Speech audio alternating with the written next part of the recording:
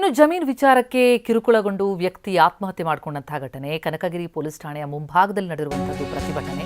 ಕೊಪ್ಪಳ ಜಿಲ್ಲೆಯ ಕನಕಗಿರಿ ಪೊಲೀಸ್ ಠಾಣೆಗೆ ಎದುರು ಬಿಗುವಿನ ವಾತಾವರಣ. ದೂರು ಕೊಟ್ಟರೂ ಕ್ರಮ ಕೈಗೊಂಡಿಲ್ಲ ಅಂತ ಆಕ್ರೋಶ ವ್ಯಕ್ತ ಆಗಿದೆ.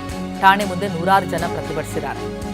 ಮೊನ್ನೆ ಆತ್ಮಹತ್ಯೆಗೆ ಯತ್ನಿಸಿದಂತಹ ಬಸವರಾಜ್ ರೆಡ್ಡಿ ಚಿಕಿತ್ಸೆ ಫಲಿಸದೆ ಆಸ್ಪತ್ರೆಯಲ್ಲಿ ನಿನ್ನೆ ಮೃತಪಟ್ಟರು.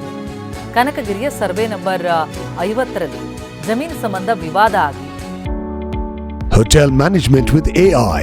Join IIHM, International Institute of Hotel Management.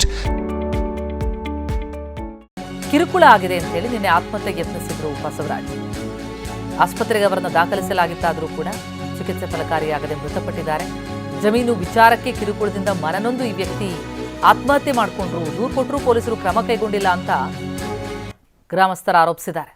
ಪ್ರತಿಭಟನೆ ನಡೆಸಿದ್ದಾರೆ. ಕೊಪ್ಪಳ ಜಿಲ್ಲೆಯ ಕನಕಗಿರಿ ಪೊಲೀಸ್ ಠಾಣೆಯ ಮುಂಭಾಗ ಠಾಣೆ ಮುಂದೆ ನೂರಾರು ಮಂದಿ ಜಮಾಯಿಸಿ ಪ್ರತಿಭಟಿಸಿದರು. ಮೃತ ಬಸವರಾಜ ರೆಡ್ಡಿಯ ಕುಟುಂಬಸ್ಥರು, ಸಂಬಂಧಿಕರು ಪ್ರತಿಭಟಿಸಿದ್ದಾರೆ. ಕನಕಗಿರಿ ಪೊಲೀಸರ ಜೊತೆ ಬಸವರಾಜ್ ಕುಟುಂಬಸ್ಥರು ವಾಗ್ವಾದ ಕೂಡ ನಡೆಸಿದ್ದಾರೆ. ಕನಕಗಿರಿ ಪಟ್ಟಣದಲ್ಲಿರುವಂತಹ ಸರ್ವೆ ನಂಬರ್ 50ರ ಜಮೀನದು. ಅದರ ಸಂಬಂಧ ಆದಂಥ ವಿವಾದದಿಂದ ಮೃತ ವ್ಯಕ್ತಿಗೆ ಕಿರುಕುಳ ಆಗ್ತಾ ಇತ್ತು. ಆ ಬಗ್ಗೆ ದೂರು ಕೊಟ್ಟರೂ ಕೂಡ ಪೊಲೀಸರು ಕ್ರಮ ಕೈಗೊಳ್ಳದೇ ಇದ್ದಿದ್ದಕ್ಕೆ ಆತ ಆತ್ಮಹತ್ಯೆ ಅಂತ ನಿರ್ಧಾರಕ್ಕೆ ಬಂದ ಅಂತ ಆರೋಪಿಸಿದ್ದಾರೆ ಕುಟುಂಬಸ್ಥರು. ಮಾಜಿ ಶಾಸಕ ದಡೇಸಗೌರು ಕೂಡ ಪ್ರತಿಭಟನೆಯಲ್ಲಿ ಭಾಗಿಯಾದರು. ಚಿಕಿತ್ಸೆ ಫಲಿಸದೆ ಬಸವರಾಜ ರೆಡ್ಡಿ ಆಸ್ಪತ್ರೆಯಲ್ಲಿ ಮೃತಪಟ್ಟಿರೋದು. ಯಾರು ಕಿರುಕುಳ ಕೊಟ್ಟಿದ್ರಲ್ಲ ಅವರ ವಿರುದ್ಧ ದೂರು ಕೊಟ್ಟಿದ್ರಂತೆ. ಅಷ್ಟಾಗಿಯೂ ಕೂಡ ಪೊಲೀಸರು ಕ್ರಮ ಕೈಗೊಂಡಿಲ್ಲ.